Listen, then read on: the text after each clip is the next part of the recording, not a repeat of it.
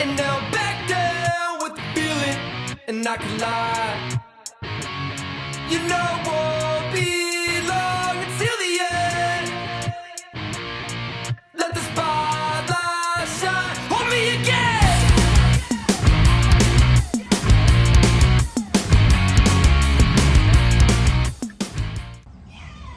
Okay, so what you do to service your bearing is you pop your tire off. I just put it right there on the axle and lifted it up outside. And then once you have the wheel off, you pop your dust cap off. It's pretty easy if you pound it so that it sits out kind of crooked like that, and then put a flathead in that gap up there and then hit it from the bottom, and then it brings the bottom out. Otherwise it just sits there and goes like that. So that'll pop that off. Set that aside. Then you have a flat spot right there, which this sits right on top of that bolt. It's your retainer so that the bolt doesn't spin out, because you don't crank that bolt down super tight. You just snug it up, and then this holds it in place. It's your lock ring. So just get underneath that with the flathead and pop it off. Set that aside. And then you have your axle nut right here. So I just use a crescent wrench, set it to the width,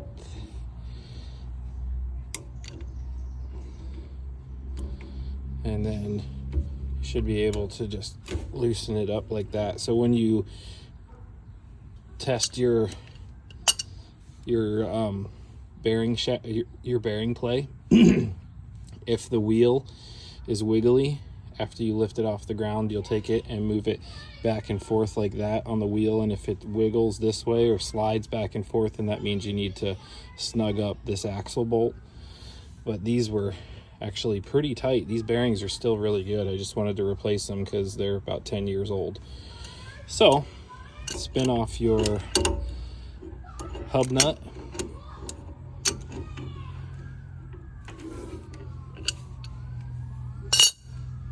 Don't be afraid to get some grease on your fingers, because no matter how much you try to avoid it, you always will.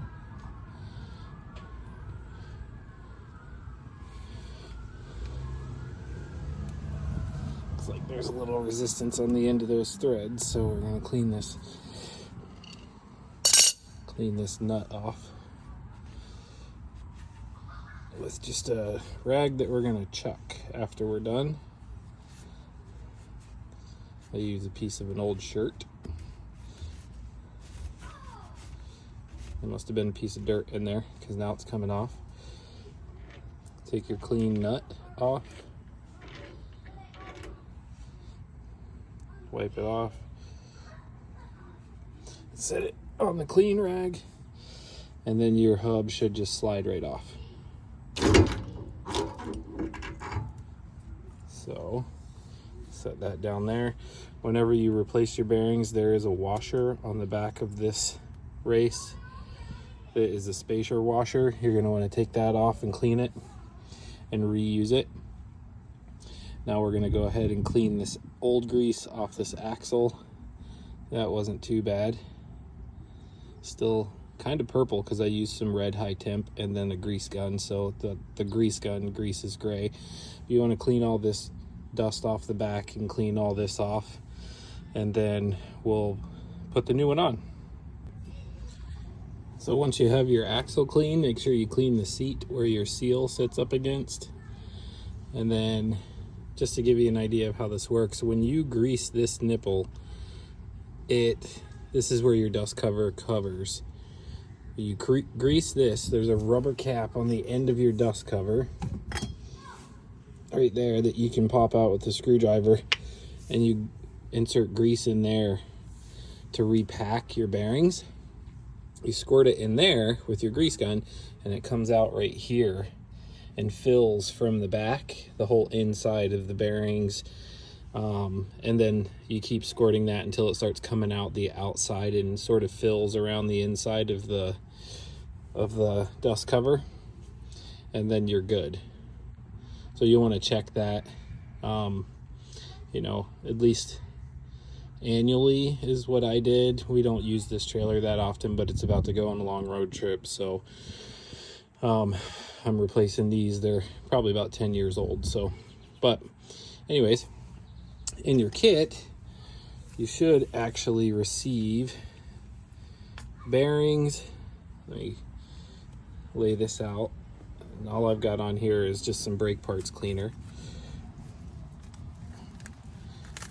You've got your bearings, that's the inner, and then a dust shield or moisture seal, and then this kit included new dust caps,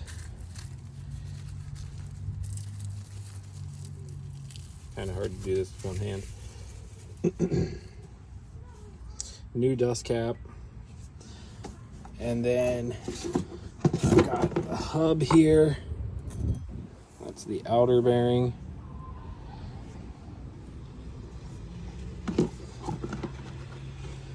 New lug nuts.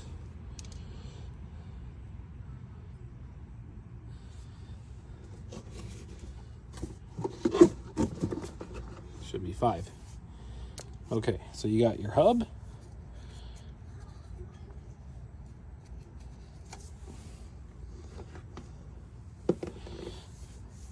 You got your hub.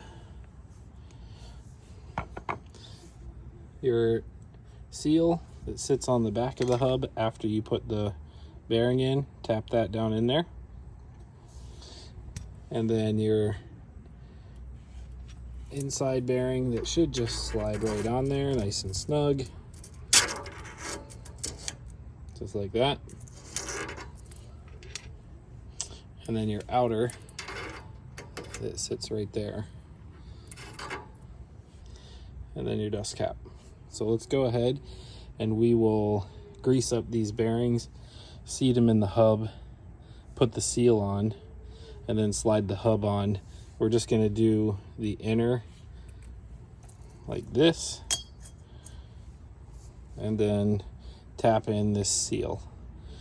And I just use a wood block. I'll set it on there flat and then hit it with a mallet, and it seats right down in there nice and even.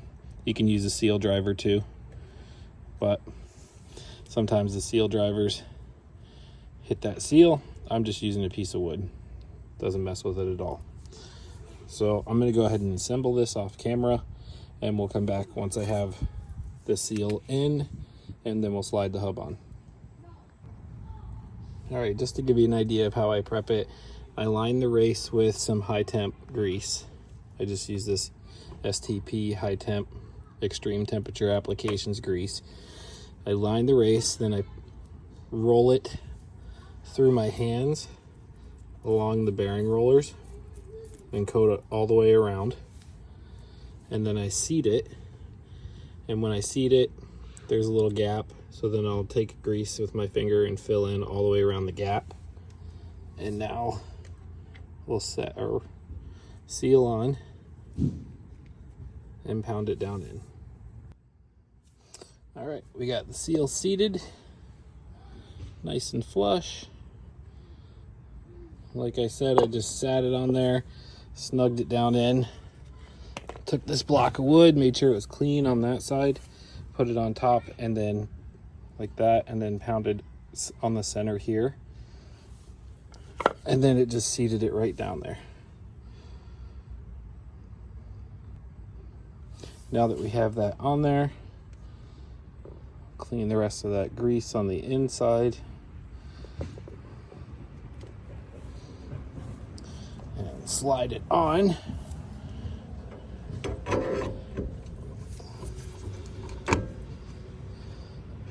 Just like that.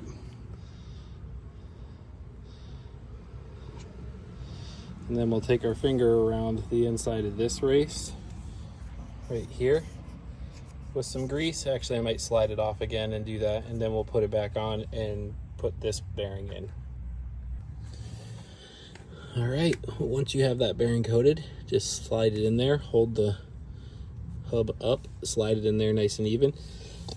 Make sure it's seated, And then you're going to take this lock ring, and it can't go on any other way than it's supposed to, and you just push it in there. Everything will seat, and then you put your bolt on. There are some markings sometimes. Markings go out.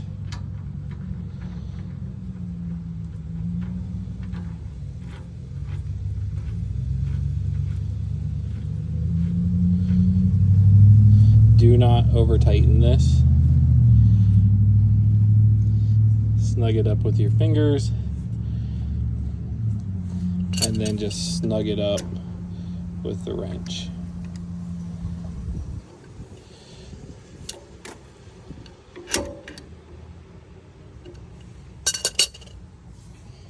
Make sure we got that not too loose, but not too tight. Just to where it stops spinning. Once you have that on, then you can take your lock ring and flat spots up, flat spots here. Okay, so the lock ring should sit on there just like that. Not forced on, it's got a little bit of play.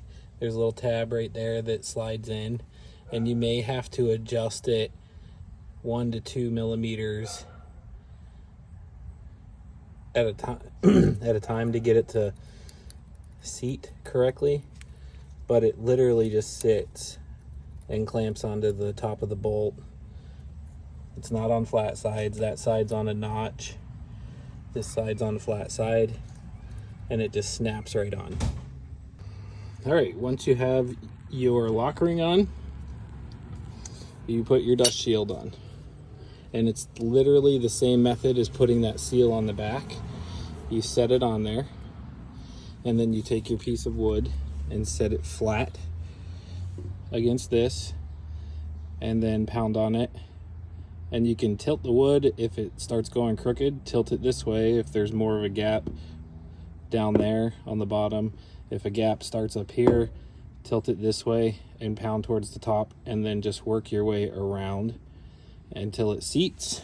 Make sure it's seated all the way up against the hub, all the way around.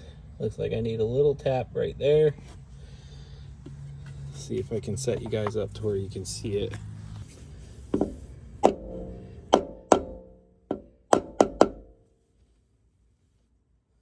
we go.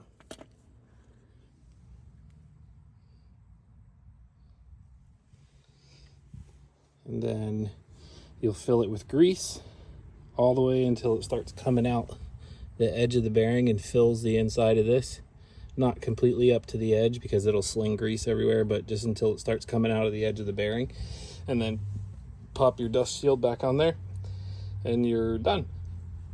Put your tire back on, go run it for about 10 or 15 miles till it heats up, slides the weight of the trailer back and forth on it, and then jack it up again and make sure there's no play, and just periodically check it for play. If there's play, then you pull this back off, pop the clip off, tighten the bolt, put the clip back on, put the dust cover back on, and you're good to go for another however many miles.